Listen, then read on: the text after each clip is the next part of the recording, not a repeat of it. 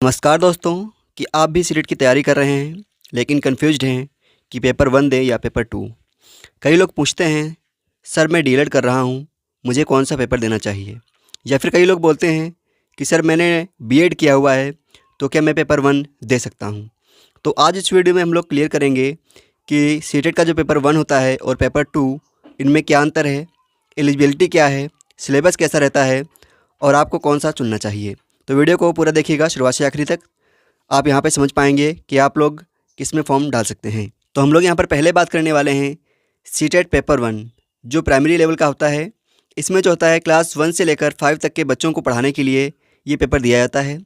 इसको देने के लिए आपके पास में डीएलएड या फिर बीटीसी जैसी डिप्लोमा होना चाहिए। इसमें जो सब्जेक्ट होते हैं वह सीडीपी यानी चाइल्ड डेवलपमेंट एंड पेडागोजी होता है, जो कि 30 नंबर का आता है। लैंग्वेज 1 होती है, जिसमें आपके पास में हिंदी, संस्कृत, इंग्लिश या फिर आपकी जो भी लोकल लैंग्वेज हो उसको ले सकते हैं।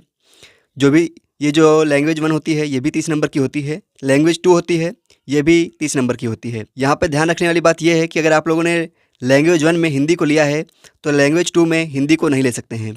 आपको लैंग्वेज 2 में अदर सब्जेक्ट लेना पड़ेगा, जैसे कि संस्कृत हो गया, इंग्लिश हो गया, या फिर आप जो भी लैंग्वेज लेना चाहें उसको यहाँ पर ले सकते हैं। नेक्स्ट जो सब्जेक्ट होता है वो होता है मैथमेटिक्स।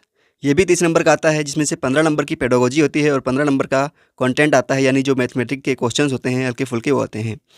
नेक्स्ट सब्जेक्ट होता है आपके पास में ईवीएस यानी एनवायरमेंटल स्टडीज़। ये भी 30 नंबर का आता है, यानी कुल मिलाकर जो पेपर 1 होता है यह 150 नंबर का आता है। हम लोग यहाँ पर बात करने वाले हैं सीटेट पेपर 2 के लिए, जो कि अपर प्राइमरी लेवल के लिए होता है। कक्षा 6 से 8 तक के लिए होता है। इसे देने के लिए आपके पास में बीएड या उससे जुड़ा कोई भी कोर्स या डिग्री होना ज़रूरी है। इसमें भी सेम सब्जेक्ट होते हैं।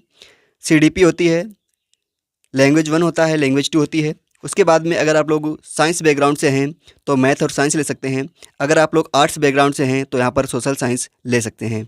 ये भी कुल मिलाकर 150 नंबर का होता है। अगर आप लोग साइंस सब्जेक्ट से हैं तो साइंस और मैथ्स मिलाकर 60 नंबर की आती है। अगर आप लोग सोशल साइंस से हैं तो सोशल साइंस जो होती है वह 60 नंबर की यहाँ पर आपको देखने को मिलेगी। बाकी सीडीपी यानी child development and pedagogy 30 number की होती है। लैंग्वेज 1 जो भी आपकी हो वो भी 30 नंबर की होती है। लैंग्वेज 2 जो भी हो आपकी वो भी 30 नंबर की यहाँ पर होती है। यानी टोटल जो होता है वह 150 नंबर का ये पेपर आपका होता है, पेपर 2। तो अभी हम लोग पेपर 1 के लिए जो एलिजिबिलिटी रहने वाली है उसके बारे में बात करेंगे। आपके पास में 12वीं प्लस 2 साल का डीएलएड या बीटीसी या फिर एनटीटी का कोर्स होता है वो होना चाहिए, या फिर आपके पास में 12वीं प्लस बीएलएड होना चाहिए, जो कि 4 साल का होता है। ये डिग्री आपके पास में होनी चाहिए, तब आप लोग पेपर 1 के लिए एलिजिबल हो जाएंगे। पेपर 2 के लिए जो एलिजिबिलिटी रहने वाली है उसमें ग्रेजुएशन प्लस 2 साल का बीएड या फिर बीएलएड 4 साल का होना चाहिए। इसके अलावा ग्रेजुएशन प्लस डीएलएड भी कुछ केसेस में यहाँ पर लिए जाते हैं, यानी डीएलएड वाले जो होते हैं वो लोग भी पेपर 2 के लिए अप्लाई कर सकते हैं कुछ केसेस में। हर जगह पे इसकी डिमांड नहीं होती है, लेकिन कुछ जगह पर जो है डीएलएड वाले भी पेपर 2 के लिए अप्लाई कर सकते हैं। अभी कुछ दिनों पहले एक न्यूज़ आई थी जिसमें गवर्नमेंट के द्वारा साफ साफ बोला गया था जो डीएलएड वाले हैं ये लोग पेपर 1 और 2 में अप्लाई कर सकते हैं, जहाँ पर उनको लिया जा रहा है। बाकी जो बीएड वाले हैं वो केवल पेपर 2 में ही अप्लाई कर सकते हैं। यानी जो बीएड वाले हैं उनके लिए केवल पेपर 2 है और डीएलएड वाले दोनों पेपर में अप्लाई कर सकते हैं। अगर आप लोग एलिजिबल हैं दोनों पेपर को देने के लिए तो आप लोग दोनों में इसको डाल सकते हैं। अब यहाँ पर हम लोग बात करने वाले हैं इसके स्कोप की, यानी अगर आप लोगों ने पेपर 1 दिया है तो किन किन वैकेंसीज़ में आप फॉर्म डाल सकते हैं। पेपर 2 दिया है तो आप लोग किन किन वैकेंसीज़ में फॉर्म भर सकते हैं। तो यहाँ पर अगर आप लोगों ने पेपर 1 दिया है तो यहाँ पर आप लोग प्राइमरी स्कूल के टीचर बन सकते हैं। पेपर 2 दिया है तो अपर प्राइमरी यानी 6 to 8 के टीचर बन सकते हैं। अगर आप लोगों ने पेपर 2 दिया है तो आप लोगों के टीजीटी का जो होता है उसमें भी आप फॉर्म डाल सकते हैं। इसके अलावा कई वैकेंसीज आती हैं, जैसे DSSB, KVS, NVS। इनमें टीजीटी पोस्ट के लिए पेपर 2 का होना ज़रूरी है। अगर इनमें पीआरटी की वैकेंसीज निकलती हैं तो पेपर 1 वाले भी इसमें एलिजिबल हो जाते हैं। तो अगर आप लोग डीएलएड किए हुए हैं तो आप लोग दोनों पेपर दे सकते हैं, पेपर 1 और 2 दोनों दे सकते हैं।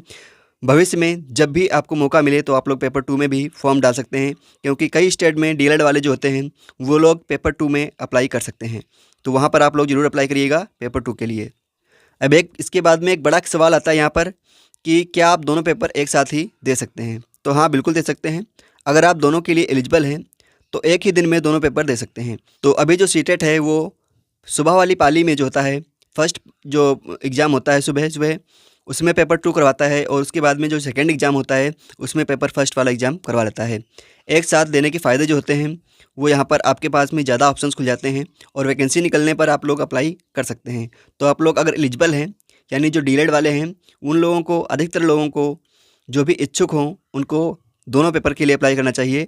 बाकी बीएड वालों के पास में ऑप्शंस ही नहीं हैं, वो लोग केवल पेपर सेकंड ही अप्लाई कर सकते हैं। तो दोस्तों, अब आप समझ चुके होंगे कि सीटेट पेपर 1 और पेपर 2 में क्या फ़र्क है, एलिजिबिलिटी क्या है और आपको क्या चुनना चाहिए। अगर आपको अब भी कोई डाउट है तो नीचे कमेंट कर सकते हैं, मैं उसका रिप्लाई ज़रूर करूँगा। वीडियो अच्छा लगा हो तो लाइक, शेयर और सब्सक्राइब ज़रूर करें। और हाँ, सीटेट से जुड़े और ऐसे वीडियो चाहिए तो बेल आइकन को दबा दीजिएगा।